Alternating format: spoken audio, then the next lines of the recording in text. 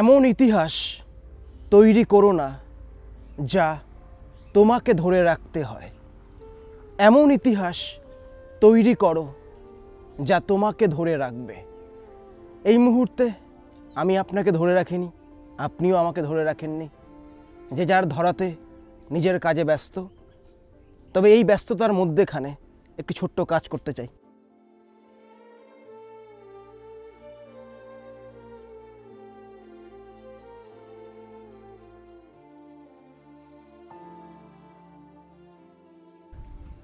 নমস্কার, সালাম, আদাব, হাই, হ্যালো। আমি Apurba Roy. Welcome to Apurba Roy philosophy. আমার বিশ্বাস আপনি ভেতর থেকে সুস্থ আছেন এই সুন্দর মায়াবী পৃথিবীর বুকে। এই বর্তমান পরিস্থিতিতে দেখব কোনরূপ সুন্দর প্রশ্ন এই মুহূর্তে আমার কাছে আছে।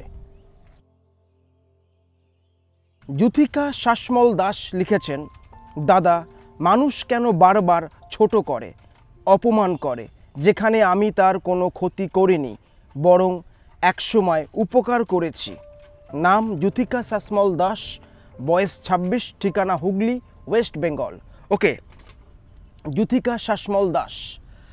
যুথিকা বোনটি আমার, এই যে কোনো একজন মানুষ অন্য একজন মানুষকে অপমান করছে, কেন করছে?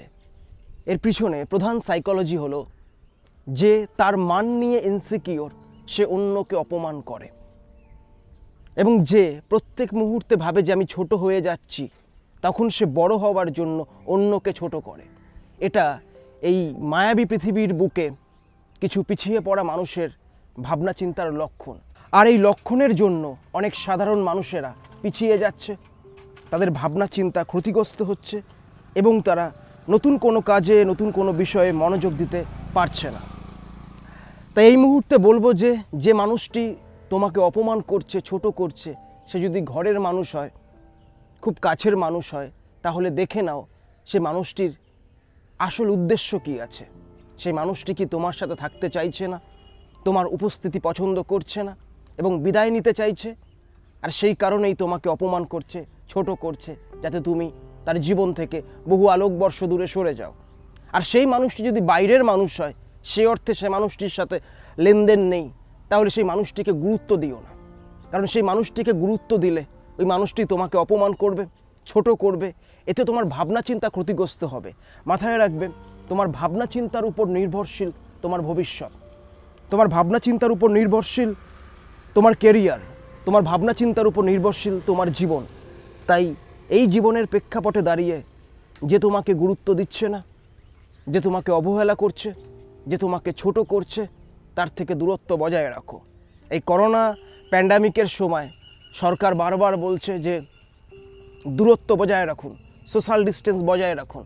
আমিও এই মুহূর্তে বলবো যে যুথিকা, তাদের থেকে বা তার থেকে সোশ্যাল ডিস্টেন্স বজায় রাখো এবং মানসিক ডিস্টেন্স বজায় রাখো যে তোমার ভাবনা চিন্তার জন্য উপকারী নয়, যে তোমার ভাবনা চিন্তাকে মোটিভেট, ইন্সপিরেশন, ভালোবাসা এগুলো কিছুই দিচ্ছে না।